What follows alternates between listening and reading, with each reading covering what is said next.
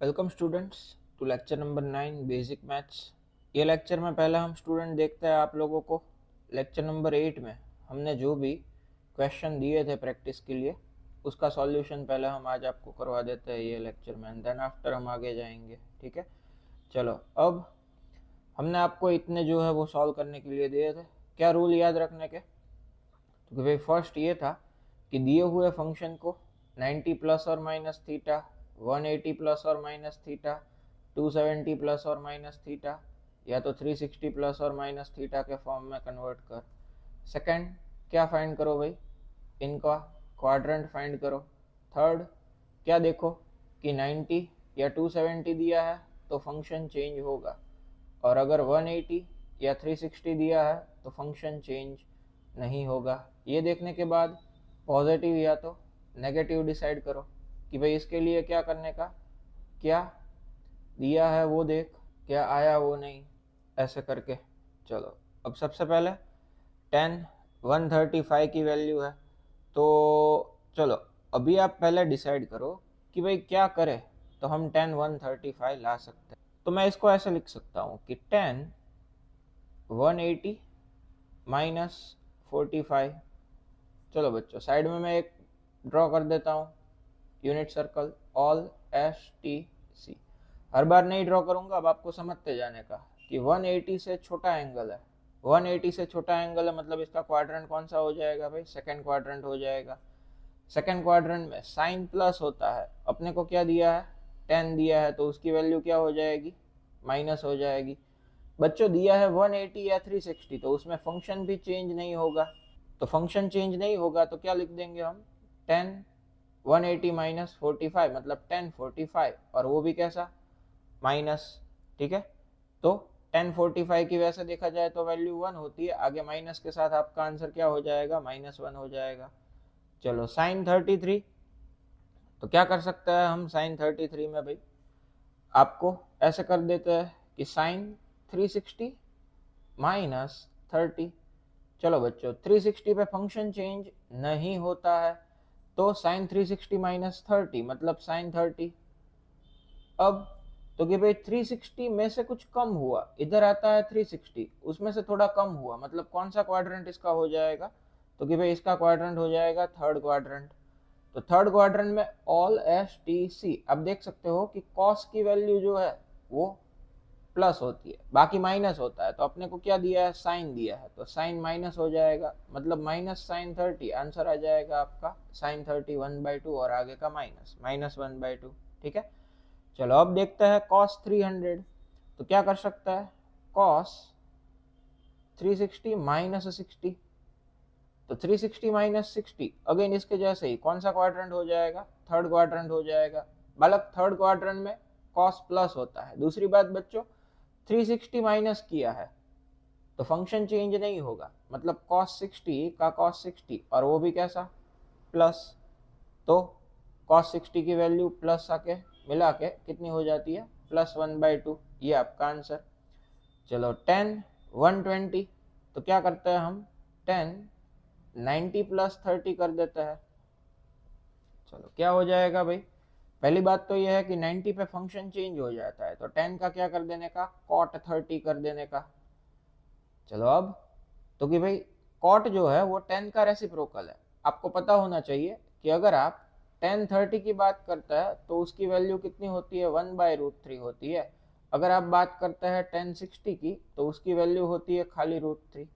अब कॉट इसका रिवर्स है, इसीलिए कॉट 30 जो है वो 1060 के जितना होगा, और कॉट 60 जो है वो 1/√3 हो जाएगा। ठीक है, तो अभी यहाँ पे क्या आ रहा है भाई? कॉट 30 आया, तो कॉट 30 की वैल्यू किसके जितनी होती है? 1060 के जितनी। और बालक थोड़ा प्लस माइनस का भी देख लेता है। 90 प्लस 30 बोला बालक, 90 प्लस 30 180 से कम, 90 से ज्यादा, मतलब कौन सा क्वाड्रेंट होगा भाई ये? तो ये हो जाएगा सेकंड क्वाड्रेंट। दोस्त सेकंड क्वाड्रेंट में साइन प्लस होता है, ये दिया है 10, मतलब कि क्या हो जाएगा? माइनस। और आप अगर वैल्यू रख दोगे कॉट 30 की तो √3 के आगे माइनस, -√3 इज योर आंसर। चलो अब कॉस 330 डिग्री, तो क्या करेंगे कॉस 330 डिग्री के लिए? तो कॉस 360 माइनस 330, फंक्शन चेंज नहीं होगा, सॉरी 330 नहीं 30, फंक्शन चेंज नहीं होगा मतलब cos 30, 360 माइनस 30, चलो भाई कौन सा क्वाड्रेंट हो जाएगा, थर्ड क्वाड्रेंट हो जाएगा। थर्ड क्वाड्रेंट में cos कैसा आता है, प्लस आता है, तो क्या वैल्यू रह जाएगी इसकी। एक स्टूडेंट मैं आपको बता देता हूँ, इसमें शायद मैंने आप लोगों को आंसर -√3/2 बताया था, बट वहां पे करेक्शन कर देना, +√3/2 आएगा। क्योंकि देखो भाई 330 है, मतलब 360 में से 30 को माइनस किया तब जाके 330 आया। तो क्या होता है भाई, 360 पे फंक्शन चेंज नहीं होता है, इसीलिए cos का cos 30। अब 360 माइनस 30, 360 में से 30 माइनस करो, कौन सा क्वाड्रेंट आएगा, थर्ड क्वाड्रेंट। तो बालक थर्ड क्वाड्रेंट में कॉस तो कैसा होता है, पॉजिटिव होता है, ठीक है, अपने को कॉस ही दिया है जो कि पॉजिटिव होता है, इसलिए अपना आंसर क्या हो जाएगा, +√3/2 हो जाएगा, ठीक है। चलिए अब आता है साइन 135 पे। तो 135 में क्या किया जा सकता है भाई, तो कि भाई साइन 180 माइनस 45, बालक 180 पे फंक्शन चेंज नहीं होगा, मतलब साइन 45 का साइन 45। बच्चों अब ये कौन से क्वाड्रेंट में आएगा, 180 में से 45 माइनस किया तो ये आ जाएगा सेकंड क्वाड्रेंट में। ऑल एस, एस मतलब साइन, तो सेकंड क्वाड्रेंट में साइन प्लस है, मतलब ये प्लस, साइन 45 के हिसाब से अगर आप देखो तो 1/√2, साइन के साथ कैसा, +1/√2। चलो फिर आता है 420 डिग्री। तो 420 डिग्री के पॉइंट ऑफ व्यू से हम क्या कर सकते हैं भाई, 360 में कितने ऐड करेंगे तो 420 होगा, ये आप सोचो, 60 ऐड करने पे। तो साइन 420 है तो उसको कैसे लिख सकते हैं, sine 360 degree plus 60 degree. Again 360 है बालक, फंक्शन चेंज नहीं होगा, मतलब साइन 60 का साइन 60। अब देखना ये पड़ेगा कि कौन सा क्वाड्रेंट आता है, 360 में भी कुछ ऐड हुआ तो कोई सोचने वाली बात नहीं है, फर्स्ट क्वाड्रेंट सब कुछ पॉजिटिव, साइन 60 मतलब +√3/2, ठीक है। चलो अब आता है साइन 405 डिग्री पे। तो 405 पे कितना आप कर सकते हैं किस हिसाब से, तो आप लोग ऐसे सोच सकते हैं कि साइन 360 प्लस 45, भाई 360 पे फंक्शन चेंज नहीं होता है, और 360 प्लस मतलब ये कौन से क्वाड्रेंट में आ जाएगा, फर्स्ट क्वाड्रेंट, ऊपर वाला भी फर्स्ट क्वाड्रेंट में था, तो 360 पे फंक्शन भी चेंज नहीं होगा, साइन 45 का साइन 45, सीधा हिसाब है, +1/√2 इज योर आंसर। एंड छल्ले वाला देख लेता है कि 10 390, मतलब क्या करेंगे हम, 360 प्लस 30। चलो भाई 360 में भी कुछ ऐड हो रहा है, मतलब कौन सा क्वाड्रेंट, फर्स्ट क्वाड्रेंट हो गया। तो फर्स्ट क्वाड्रेंट में तो क्या है भाई, सब कुछ पॉजिटिव रहता है, और 360 है, फंक्शन चेंज भी नहीं होगा, मतलब 1030 का 1030, और वो भी कैसा, प्लस। तो आपका आंसर क्या हो जाएगा, +1/√3, ठीक है बच्चों। अगर आपको फिर भी कोई डाउट है तो मैंने बोला ही है, आप लोग कभी भी मेरा कांटेक्ट कर सकते हो ये नंबर पे। चलो अब हम थोड़े आगे के केस की डिस्कशन कर लेते हैं। एक नया और एक बहुत ही छोटा सा टॉपिक है, क्या हो अगर एंगल की वैल्यू नेगेटिव हो, trigonometric function of an angle negative -θ।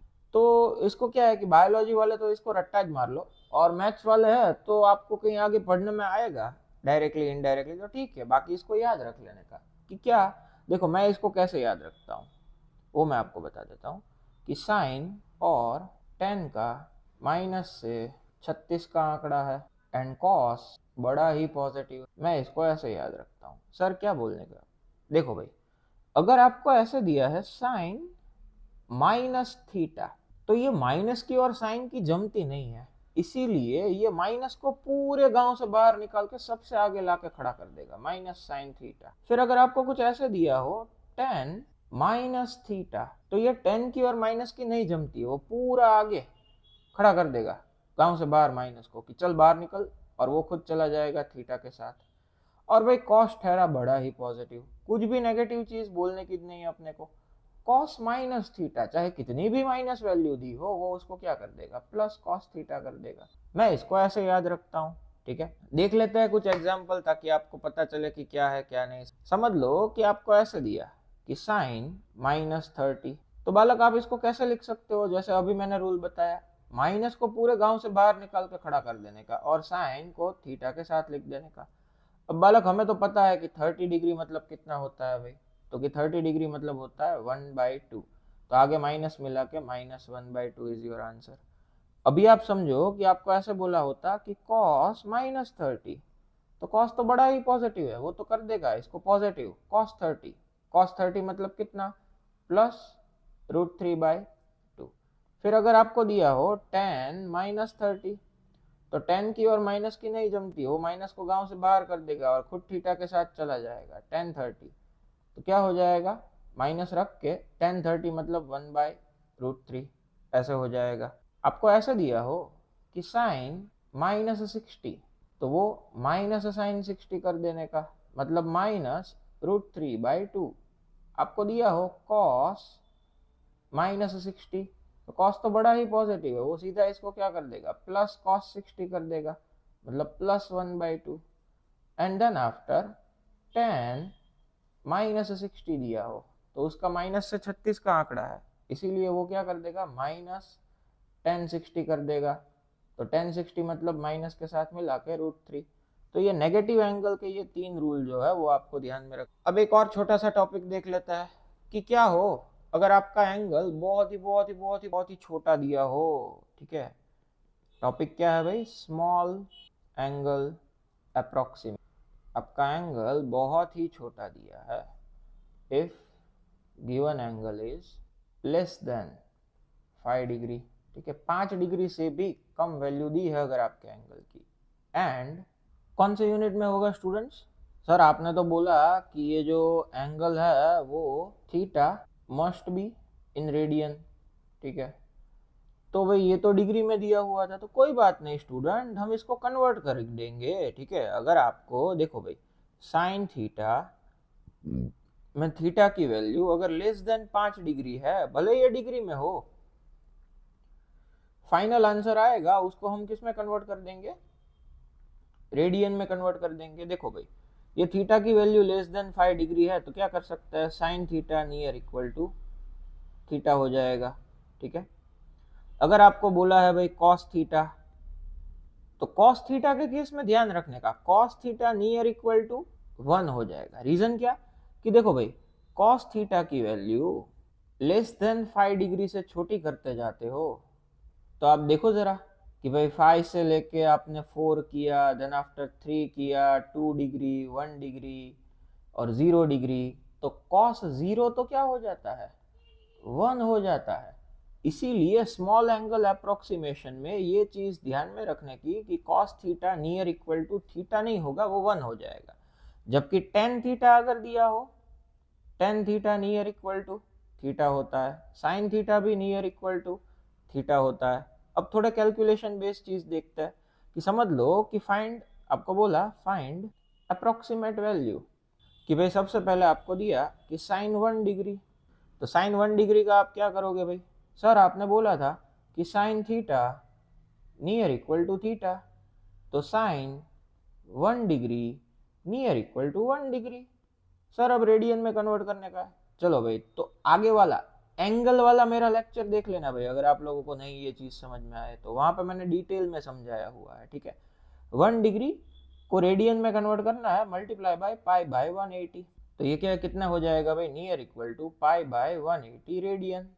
एक और एग्जांपल लेता है, समझ लो कि आपको बोला tan 2 डिग्री, तो स्मॉल एंगल अप्रोक्सीमेशन के हिसाब से tan theta near equal to theta, तो tan 2 degree near equal to 2 degree, मतलब कि इसको कन्वर्ट करना है डिग्री से रेडियन में, पाई बाय 180, तो ये आंसर आ जाएगा पाई बाय 90 रेडियन। आ रहा है समझ में भाई, जब भी वैल्यू लेस देन 5 डिग्री दी हो तो sine theta near equal to theta कर देने का, tan theta near equal to theta कर देने का, और ये थीटा अगर डिग्री में है तो मल्टीप्लाई बाय पाई बाय 180 करके इसको रेडियन में कन्वर्ट कर देने का, then after cos theta near equal to 1 कर देने का। सर कॉस वाला एग्जांपल दो ने, चलो देते हैं। चलो cos 1 degree near equal to, क्या बोला हमने, स्मॉल एंगल अप्रोक्सीमेशन में 1 डिग्री होता है, तो 1 डिग्री रेडियन में multiply by pi by 180 radian, तो आपका आंसर क्या आ जाएगा, पाई बाय 180 रेडियन है जो हो जाएगा। ठीक है, चलिए भाई अब एक चीज आगे और डिस्कस कर लेते हैं। सर हमने अभी तक बहुत सारे ट्रिग्नोमेट्रिक फंक्शन देखे, साइन थीटा देखा, कॉस थीटा देखा, टेन थीटा देखा, तो इन सब फंक्शंस की रेंज क्या है, या तो इनकी रेंज मतलब क्या, मैक्सिमम टू मिनिमम वैल्यूज क्या रहती है। देखो भाई कुछ इस हिसाब से है, यूनिट सर्कल अगर आपको ध्यान में है ना तो भी ये चीज आप समझ जाओगे, नहीं देखा है तो यूनिट सर्कल वाला मेरा लेक्चर देख लो। यहाँ से हम चालू करते हैं 0 डिग्री, यहाँ पे पहुंचे बालक 90 डिग्री, यहाँ पे पहुंचे हम 180 डिग्री, और यहाँ पे पहुंचे हम 270 डिग्री। अब आपको पता है कि साइन 0 होता है, साइन 91 होता है, साइन 180 भी 0 होता है, साइन 270 -1 होता है, 360 अगेन 0 हो जाता है। तो आप बोल सकते हो कि साइन फंक्शन की रेंज, साइन थीटा की जो रेंज है वो मैक्स टू मैक्स +1 से लेके मिनिमम टू मिनिमम -1 तक हो सकती है। आप देखना कहीं पे भी देखना, कोई भी थीटा की वैल्यू, साइन जो है ना मैक्सिमम उसकी वैल्यू +1 होगी और मिनिमम उसकी वैल्यू -1 होगी। तो इसको बोला जाता है रेंज ऑफ साइन फंक्शन। ठीक है भाई, चलो अब सेम तरीके से कॉस थीटा की बात करते हैं। तो कॉस थीटा क्या रहता है भाई, वो भी सेम, जैसे आप समझ लो कि कॉस 0 क्या होता है। यहाँ पे अगर हम देखें कि कॉस 0, तो कॉस 0 +1 होता है, कॉस 90 0 होता है, कॉस 180 -1 होता है, और कॉस 270 अगेन 0 होता है। तो कॉस की मिनिमम से मैक्सिमम वैल्यू कहाँ से कहाँ तक गई, +1 से लेके -1 तक। तो इसको किसकी रेंज बोलते हैं हम, रेंज ऑफ कॉस फंक्शन। वहीं पे अगर आप टेन की बात करते हो तो टेन थीटा के केस में क्या हो जाता है कि भाई आप देखिए टेन 90 कितना होता है दोस्त, सर टेन 90 होता है इनफाइनाइट। देन आफ्टर, तो इसका ऑपोजिट टेन 270 कितना हो जाएगा, ये प्लस इनफाइनाइट था तो ये माइनस इनफाइनाइट था। तो आपको पता चल गया कि टेन की जो रेंज है वो प्लस इनफाइनाइट से लेके माइनस इनफाइनाइट तक है। तो एक चीज ध्यान में रखने की कि ये सभी ट्रिग्नोमेट्रिक फंक्शन के वेरिएशन कहाँ से कहाँ तक होते हैं भाई। इसके ज्यादा मतलब +1 से ज्यादा आपको साइन की वैल्यू मिल नहीं सकती, -1 से कम साइन थीटा की वैल्यू पॉसिबल नहीं है। ठीक है, अब क्या हो कि अगर आपको साइन थीटा ना देखे, what is the range of, what is the range of sine square theta पूछे, कॉस स्क्वायर थीटा पूछे, टेन स्क्वायर थीटा पूछे, सर समझ में आ गया, क्या समझ में आ गया भाई, बोले बिना ही। देखो भाई -1 का तो स्क्वायर करोगे तो भी क्या हो जाएगा, +1 हो जाएगा। तो अभी समझो कि साइन थीटा जो है, ठीक है, तो साइन थीटा का जो रेंज है वो है +1 से लेके -1 तक। अब इसका मैं क्या करता हूँ, स्क्वायर करता हूँ। चलो, तो माइनस का स्क्वायर क्या हो जाएगा, प्लस। तो साइन स्क्वायर थीटा की जो रेंज है वो अब -1 नहीं रहेगी, क्या हो जाएगी, 0 से लेके +1 तक। सर -1 का स्क्वायर तो +1, अरे यार थोड़ा क्या है कि थोड़ा सोचिए आप, ये -1 का +1 कर दूंगा तो +1 से +1 के बीच कैसे वेरी होगा, थोड़ा लॉजिकली देखो कि कहां से कहां तक, तो कि 0 से लेके +1 तक। हाँ भाई ये लॉजिक लग सकता है, इधर तो +1 आज गया था, तो मिनिमम से मिनिमम ये इस साइड जो आ रहा है वो क्या है, सबका मिनिमम वैल्यू है। इस साइड जो आ रहा है वो कैसा है, सबका मैक्सिमम वैल्यू है। अब करो वेरीफाई, ये मैक्सिमम, ये भी मैक्सिमम, ये भी मैक्सिमम, और इधर जो आ रहा है वो सबका मिनिमम है। ठीक है, तो क्या हो जाएगा भाई, तो साइन स्क्वायर थीटा की रेंज 0 से लेके +1, तो सर कॉस स्क्वायर थीटा में भी वही होगा, हाँ भाई वही होगा। कॉस स्क्वायर थीटा की रेंज भी +1 से मिनिमम 0 तक रहेगी। तो टेन स्क्वायर में क्या कर देंगे, तो टेन स्क्वायर थीटा का 0 से लेके प्लस इनफाइनाइट तक। ठीक है, तो इतनी चीजें आप लोगों को ध्यान में रख लेने की कि भाई ये सभी sine square cos square tan square और sine theta cos theta tan theta के रेंज है। सर थोड़े इसके ऊपर से अगर क्वेश्चन बन सके तो चलिए बनाते हैं। देखिए क्वेश्चन ऐसा है कि find maximum and minimum value of y। चलो पहले आपको दिया y is equal to 2 sine x ऐसे दिया, तो इसका मैक्सिमम से मैक्सिमम वैल्यू क्या होगा? देखो भाई, आगे 2 और पीछे साइन x ऐसे दिया हुआ है, तो ये 2 तो क्या है, एक तरीके का कांस्टेंट, सब कुछ डिपेंडेंट है इसके। तो सोचने का क्या कि साइन की वैल्यू थीटा या तो x की कौन सी वैल्यू के लिए मैक्सिमम होगी? अरे यार दोस्त, कुछ नहीं है यार, तू समझ कि साइन 0 0 होता है, साइन 90 1 होता है, ठीक है? क्या बोले? साइन 91 होता है, +1 मैक्सिमम, बस। तो इधर लिख दो कि भाई 2 साइन x की जगह 90, तो इसके लिए ये +1 मैक्सिमम हो जाएगा। तो 1 into 2 +2 that is the maximum value of this given function. तो सर मिनिमम में -2 होगा। अरे एकदम एग्जैक्टली सही यार, y मिनिमम तो 2 साइन कौन सी वैल्यू के लिए? साइन की वैल्यू -1 होती है भाई, तो साइन 90, साइन 0 0, साइन 90 +1, साइन 180 भी 0 होता है, तो साइन 270 कितना हो जाएगा? इधर आप रखता है 270 डिग्री, तो वो एग्जैक्टली -1 हो जाएगा। 2 इंटू -1 दैट इज -2। तो ये हो गई आपके फंक्शन की कौन सी वैल्यू? Minimum value. और ये हो गई मैक्सिमम वैल्यू। ऐसे क्वेश्चन बन सकता है ज्यादा से ज्यादा। तो कोई दो टर्म आपको एडिशन सब्ट्रैक्शन में भी दे सकता है। कल को आपको ऐसे पूछे कि भाई y is equal to 4 minus cos x, तो भाई कॉस फंक्शन की मैक्सिमम वैल्यू क्या? तो कि +1। कॉस फंक्शन की मिनिमम वैल्यू क्या? -1। तो ये फंक्शन की मैक्सिमम वैल्यू क्या होगी? तो कि 4 माइनस, अगर हम पहले रखें +1 तो प्लस माइनस माइनस हो जाएगा, तो ये 4 - 1 मतलब 3। तो ये मैक्सिमम नहीं, ये मिनिमम वैल्यू आई, ये आई मिनिमम वैल्यू। और अगर आप मैक्सिमम लेना चाहते हो, y मैक्सिमम, तो 4 माइनस, अब ये एक बार मिनिमम वैल्यू रख देता है कि -1, तो 4 minus minus plus that is 5। तो ये आ गई आपके फंक्शन की मैक्सिमम वैल्यू और ये मिनिमम वैल्यू। हम आपको एक होमवर्क में देते हैं प्रैक्टिस के लिए, एडिशन वाला है स्टेप, कि भाई समझो फंक्शन आपको दिया है कि भाई y is equal to 3 sine x plus 4 cos x। आपको क्या फाइंड करना है? ये फंक्शन की मैक्सिमम वैल्यू और ये फंक्शन की मिनिमम वैल्यू फाइंड करने की। आंसर हम आपको बता देता है कि मैक्सिमम का आपका आंसर आएगा 5 और मिनिमम का आपका आंसर आएगा -5। हिंट क्या? समझ लो कि कॉस की और साइन की वैल्यू मिनिमम और मैक्सिमम क्या है, तो एक बार आप दोनों में क्या रख दो, मिनिमम वैल्यू दोनों की रख दो, और एक बार दोनों की वैल्यू क्या रख दो, मैक्सिमम रख दो, एंड देन आफ्टर सिंप्लीफिकेशन दे दो, जो आएगा वो आपका आंसर हो जाएगा। ठीक है, चलिए अब आज के लेक्चर में यहाँ तक रखते हैं। इसके नेक्स्ट लेक्चर में कुछ बेसिक कॉमन आइडेंटिटीज है, देन आफ्टर ट्रिग्नोमेट्रिक फंक्शन के एडिशन सब्ट्रैक्शन कैसे किया जाता है, कुछ कुछ इंपॉर्टेंट फॉर्मूला क्या होता है, ठीक है। और छोटे स्टैंडर्ड से लेके अभी तक डिफरेंट डिफरेंट शेप के एरिया और वॉल्यूम के फॉर्मूला आप जो भी स्टडी कर गए हो उसको हम एक बार रिवाइज कर लेंगे इसमें, ठीक है। तो मिलते हैं नेक्स्ट लेक्चर में, तब तक के लिए अपना ख्याल रखिए और पढ़ते रहिए।